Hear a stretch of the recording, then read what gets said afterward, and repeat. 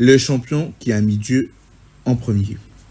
Eric se préparait depuis 4 ans et était très excité de participer à la course.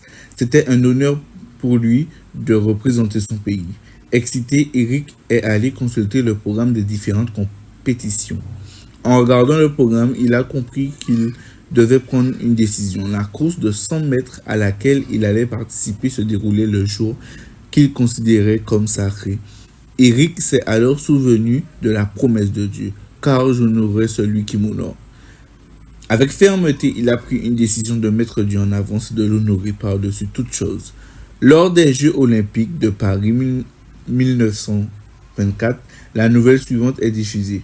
Eric Liddell n'a pas participé à la course de 100 mètres en raison de sa foi, mais il a réalisé un exploit en remportant la course du 400 mètres et en établissant un nouveau record olympique. C'est ainsi que Eric est entré dans l'histoire comme un exemple de personne qui a placé Dieu en premier dans sa vie.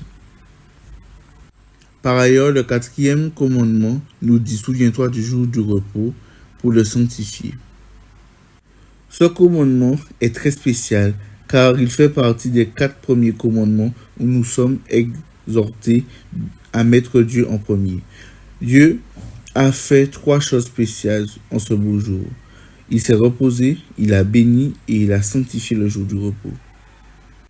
Le repos du sabbat fait partie des commandements de Dieu et il nous ramène également à la création où Dieu donne l'univers le 7e jour comme un cadeau d'amour pour nous. Jésus lui-même a laissé un bel exemple. Il a respecté le sabbat.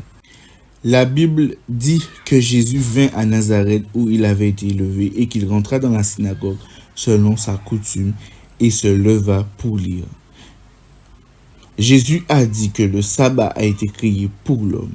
Jésus nous invite aussi à faire du bien le jour du sabbat.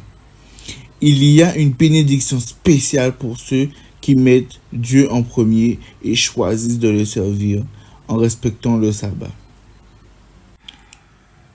En outre, dans la Bible, nous avons de nombreux exemples d'hommes et femmes qui ont décidé d'honorer Dieu et de le placer en premier dans leur vie, tels que Joseph, Daniel et autres.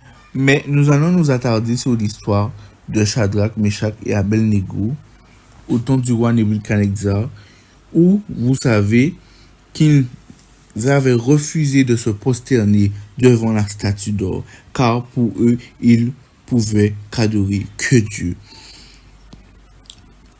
Après cet incident, le roi Nebuchadnezzar les a convoqués et les a jetés dans la fournaise ardente.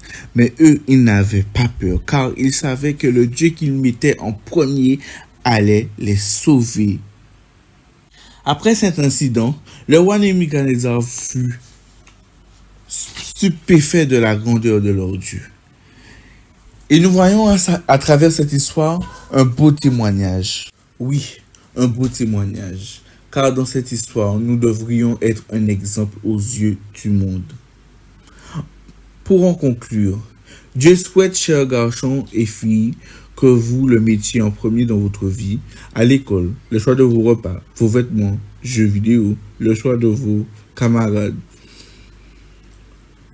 Voulez-vous l'honorer en obéissance à sa parole? Rappelez-vous que Dieu ne vous abandonnera jamais. Il vous dit, car je suis l'Éternel, ton Dieu, qui fortifie ta droite, qui te dit, ne crains rien, je viens à ton secours.